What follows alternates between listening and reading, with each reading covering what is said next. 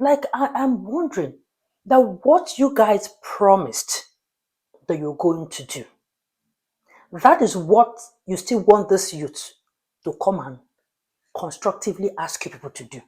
Now, what are the things you promised you're going to do? The hospitals, the schools, have you even done those ones? Let's even forget that maybe what are the youths asking? These youths, back by they are even asking for the things you promised that you were going to do. Because if you have done what you promised you're going to do, like people will not complain.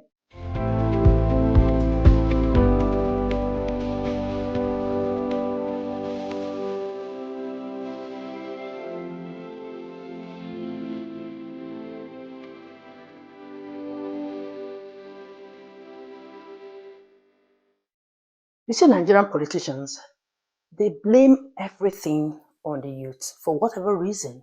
I don't know. Now they have, in their own role, refused to provide an enabling environment for the youth to thrive. So, which have over the years frustrated a lot of them.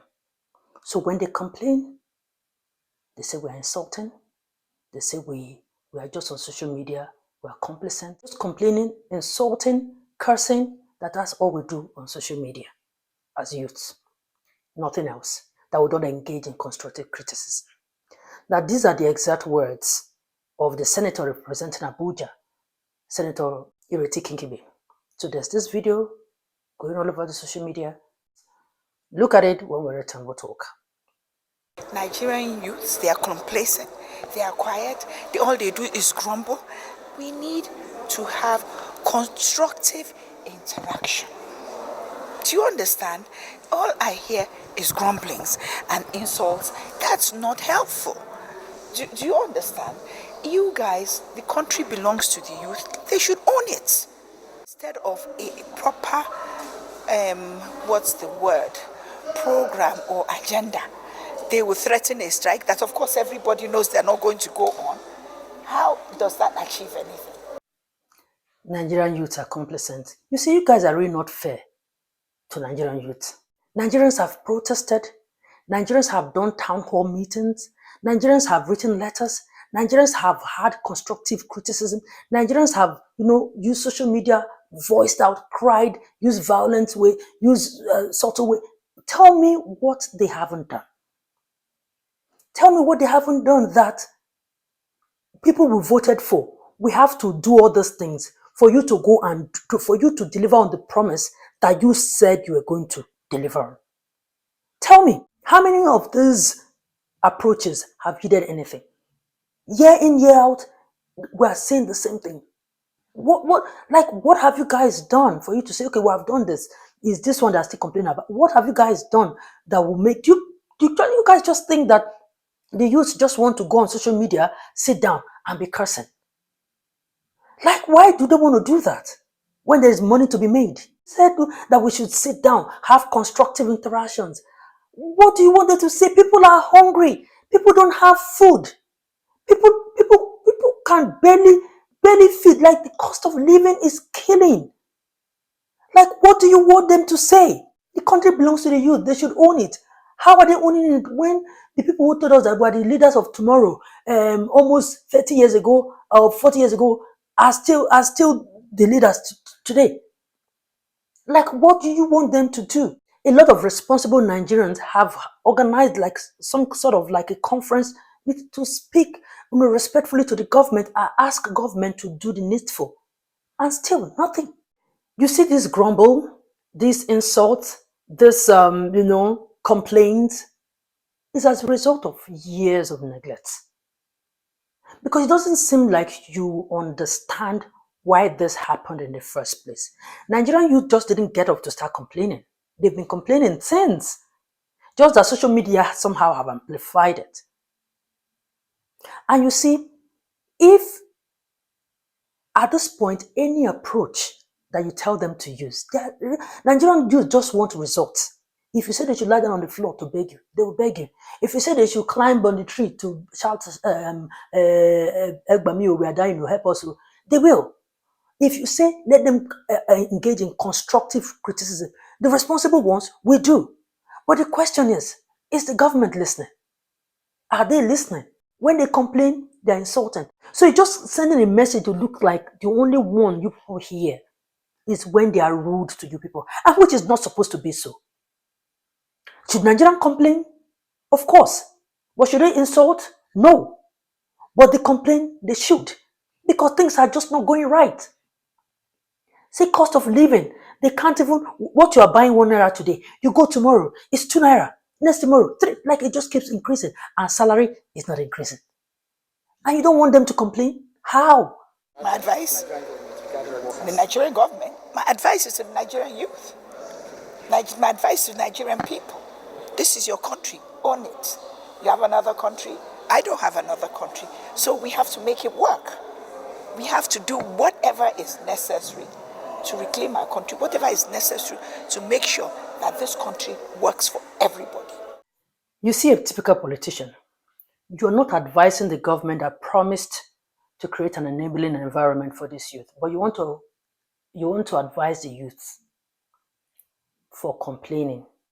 Like, I'm wondering that what you guys promised that you're going to do, that is what you still want this youth to come and constructively ask you people to do. Now, what are the things you promised you're going to do? Have you even done those ones? Let's even forget that maybe what are the youths asking? These youths back by they are even asking for the things you promised that you were going to do. Because if you have done what you promised you're going to do, like, people will not complain. It is the youth you are advising to do the things to make government they elected work for them. Not that the government doing what they promised that they are going to do. Like, I don't get it. Why should the youth, now tell me, why should the youth be protesting, complaining, or have constructive criticism before the government can do their job? It is not, it's not balanced.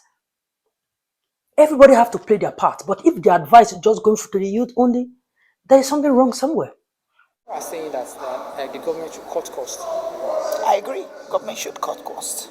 So why should they cut costs? Have you made them cut costs? Tell me, have you? Other than you should. But Nigeria has been putting pressure on the government. How? To reduce cost of government. How have they been? Every year. Every year, what do you do to put pressure on the government? That by telling them that they should. I haven't seen a concerted complaint. I really haven't. Like, I don't get it. The youth should fight again for them to cut cost. Like, it's like this life in Nigerian youth, we are in it. Like, we don't enter. We practically have to be fighting for everything. Like, we should fight for them to cut cost. Like, the sensible government that knows that the country is going through an economic challenge, and for that reason, it's a no-brainer that they should cut cost. The youth should still fight for them to cut cost.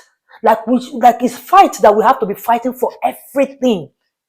And if we want water, we will fight for it. If we want shelter over our heads, we will fight for it. If we want, we will hold town hall meeting, give for, like, everything that you guys promised that you're going to give. Like, we should practically be fighting for everything. Which one is, have you made them to cut cost? Like, madam, like, we should make you guys to cut cost. So that by the time we talk again that you put your cut cost, you now say we are insulting, we are complaining, we are complacent. Like the one that you people would do, we should make you people do it. After we have given you people the mandate, you guys have promised that that's what you people want to do. Now, as you have gotten there, now we should start fighting, start fighting, start fighting. Like all our lives, we should be fighting for everything, plus even to the basic things, we should fight for it. We're in for it too. I need to know what you want, other than the things I already know, like no water, no schools, no hospitals. Tell me the other things. Exactly, madam. Now, those ones you mentioned, have you guys even done it? The hospitals, the schools, like, have you guys done it? People want us to come out. That's the problem. The ones you guys promised that you're going to do. Have you guys done it? So if Nigerians are complaining that for school, like you're making it apart from the road, apart from the schools, apart from this, like those ones, that is like the ones you guys used to campaign. Have you done it? So let Nigerian youth come and you said that we should come and ask you constructively. So you have not done these ones that you promised you're going to do. Let the youth still still come out and add to it when the basic ones. You see, what this youth ask for on a daily basis are the basic things. Give us good road, give us water, give us light, give us good hospitals, give us an economy that can work for everybody, give us a strong economic policies that will make our economy strong. Let us not be scared that we'll wake up tomorrow, dollar that is 1 naira against 1 naira is 1 naira. Like, let things just be stable. Let things just be stable. That is all we are asking. If those are the basic things, and those are the things you guys promised, I'll keep hammering on it, because what you are making it look like these guys are asking you to build Nigeria overnight with as if let us become like China. No, they're not asking anything extraordinary. They're asking for light so that they can do their business. That's what they're asking for. They're asking for good roads so that they can transport. For those who are doing farm work, they can transport their products from one place to another. They're asking you to provide security, secure environment, so that if I go, I can easily go to my village and do things in my village. Some people cannot go to their villages anymore. Why? If they want to go, it's so much money because they will hire security. Some of them cannot even stay in their home; they will stay in the hotel, and they have homes in the villages, so their family homes they can't. Just that everything's are wrong because the government's policies, the government is not doing enough. They're not creating an enabling environment for these people. And you say that these people are complaining and they're shouting. It's like you don't seem to understand or see the reason why those people should complain. And when they complain, they are complacent. How other ways should they do it that they haven't done before? You're making it look like there are no town hall meetings where these youths have sat down to say, government, please do this for us. You're making it look like all they have been doing is social media. Before social media, how were we doing these things? You even make it look like even the protests that are going, you commonize the protests that some people have done that have claimed the lives of the youth because government have failed to listen to control. I even wonder why we have to do all those things like complain, protest, constructive before they do their damn jobs. You see, when I say you guys have lost touch on the reality on ground, a lot of people think that that is like somebody overflogging that word, but that's the truth. You use the voice of the few on social media who are complaining to judge the bigger picture. Go out on a daily basis and see how the youths are struggling. Even when government that you belong to have not provided an enabling environment. The number of youth who are on the streets working are more than the few who are on social media cussing or complaining. But you have forgot those ones, despite the bad, harsh environment, they are still working to make ends meet. You people will capitalize on the voice of those very few who are keypad warriors and leave the real people. Go and meet the real people. There are a lot of Nigerian youths who are farmers. A lot of them are doing farming, mechanized farming. Go and see those ones. Go and meet them. Leave the ones who are shouting on social media. Let those ones be calling your attention to things that are happening. Go and meet the real people who are doing business, even without light, without anything. They will, from the small gain that they will make from their market, they will run gen in their workplace. They will run gen at home, at least to have a fairly good life. They will run the gen by buying fuel. That's what I'm saying. They will fuel the cars. They would like things, they are doing everything double, double, double, double, double. I tell you, if all those things, if they're not going to pay so much to be buying for it to run gen, don't you see that that's how they would have been making their gains? But some of them, their gain is going back to buying fuel, to buying things at an exorbitant price. The real people are on the street hustling. But then you want to capitalize on the few who are just making noise on social media. No, they are real people who are going through it. Despite it, they are working their behinds off. You see, I will keep saying it. The biggest and the most beautiful sector, cleaning up the image of Nigeria, making Nigeria shine, providing work, jobs, and all of that, is entertainment. And it's the youth that is playing in that sector. Big time. The AMVCs that just concluded, look at the designers, all the people who played in that ecosystem. Designer, the makeup, the hair, the stylist, the fashion design, like every people, even the stars themselves, they are all youths who have provided jobs for each other. this is a sector that government did not put their hand to. The award, the AMVC award that has provided a platform where this youth came to now dress everybody and make money. It's a private owned thing. It's not government. And I understand nobody is saying government should provide jobs, but we're saying that government, if you provide an enabling environment where somebody who is coming out from school is not looking for a job, is thinking about water because he knows, okay, I get light, I get this. Can't I just open one store and be selling drinks? Like, provide an enabling environment. Nobody should always finish university and then they're looking for which place to employ me. Like, we should be able to think that there's an enabling environment and then we should be able to get a job and provide, be self-employed and be doing our own jobs. It is possible. That is what creating an enabling environment can do. Meanwhile, those videos she did got a lot of people talking on social media too, as usual on social media. So people were upset with her. People were talking like, oh, this lady, you are really out of touch, that there is a serious problem you're not paying attention to. So one of them is this renowned activist. His name is Randy Peters. He made this video. Take a look. Senator Ireti Kingibe, I take God beg when anybody wey sabi Senator Ireti handle, you should tag her to this video so that Senator Ireti can see this video. Senator Ireti, you said that Nigerian youth, the only thing we they do is to murmur, to complain, and to insult. That we are not having any constructive conversation on how country will be better. Senator Ireti, I am now ready to have constructive conversation. I am in National Assembly. We carry petition come for electoral reform. We don't drop one in the office of Senate President, one in the office of Honorable Speaker. Senator Ireti, please, where are you? I don't look for your office. They say that you are not around. Me, Peter, on behalf of Nigerians, I nominate myself as unofficial individuals, as spokespersons. Senator Ireti, anywhere you want, make we meet for this Abuja. We are ready because we want you people to pursue this electoral reform for us. Opposition lawmakers, every lawmaker. Senator Ireti, on behalf of Nigerians, I beg you, we want to have constructive conversation now. We are ready. We are no longer murmuring or grumbling. We are taking reasonable action. Senator Ireti, wherever you did, just come out so that we as Nigerian youth, we can have this conversation. Anywhere where you choose, we go meet you there. If it means to borrow transport, we go just come meet you there. We need to talk about this country and 2027 election. Nigerians are tired. Nigerians, they crumble. Nigerians, they complain. We no want insult and talk alone again. We want reasonable action. We are ready, Senator Ireti. So apparently after he made this video, it's like the video got to, her. So she called the guy, and then this was what happened eventually. Fellow Nigerians, just immediately we put out the message calling on the FCT Senator Ireti Kingibe to assist Nigerians in the petition we have already submitted to the leadership of the National Assembly.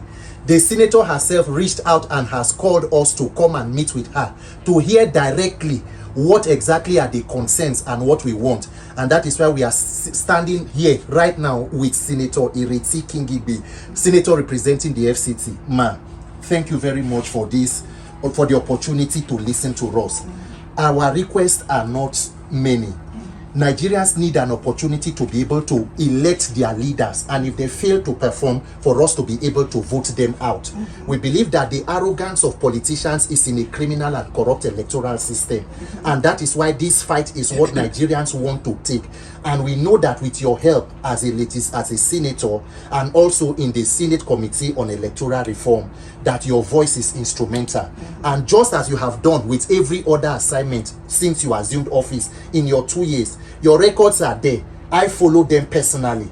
We see what you are doing, and we believe that you will not be tired. And whatever you will do to advance this cause, both at the committee level and at the House, at the Senate floor, to help us get this electoral reform, to reform INEC for Nigerian youth. Please, ma, we appeal to you. Help Nigerian youth. You are our mother. You are a mother. You are our senator. And we are calling upon you. Nigerian youth, you are like children who have been left as orphans or predators to prey on us. Whatever you can, ma, do this as your gift to Nigerian youth, and we will never forget this, man. Thank you. As I said, I try as much as possible to respond to my constituents when they call on me, and that's why I reached out to say, come, what are you screaming my name for? Come and tell me what is bothering you. Let me know. And give me a copy of this petition. Let me follow it up with the leadership of the National Assembly and with the committee. So, on behalf of NACO, that's the Nigeria Electoral Reform Coalition, which is a body that embodies most of our Nigerian youth organizations, religious bodies across Nigeria. We are officially now handing. I'm the convener, and I'm officially handing over the petition to you. I'm believing, as our mouthpiece has spoken already, our PRO, that the words, the work that you have already started, that you will press down on this for us and help the Nigerian people to get this work done. Okay. And we will be grateful. Thank you. I promise, and as I've always done, I will do my best. As I've said, I come with a lot of goodwill for the people. Thank you. I will do my best to see what can be done. All right, they have met. Now they have done it the constructive way.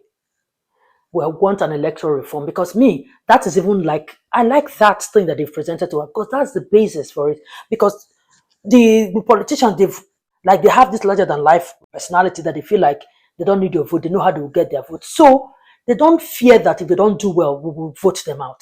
They've mastered the electoral system in a way that they can manipulate it. So you vote them or you don't vote them, they will still go back.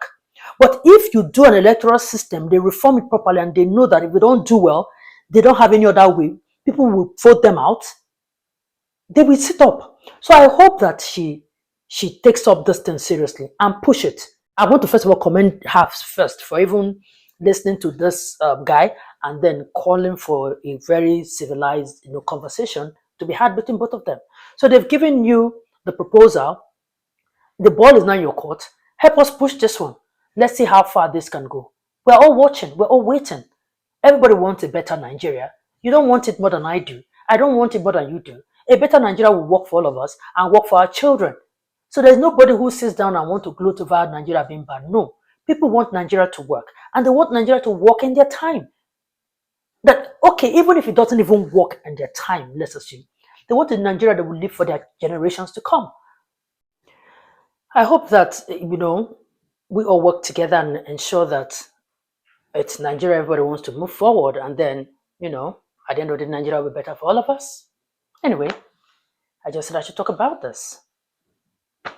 That's it. Thank you so much for watching. Don't forget to subscribe, like, and share. I see you again in my next video. Bye for now.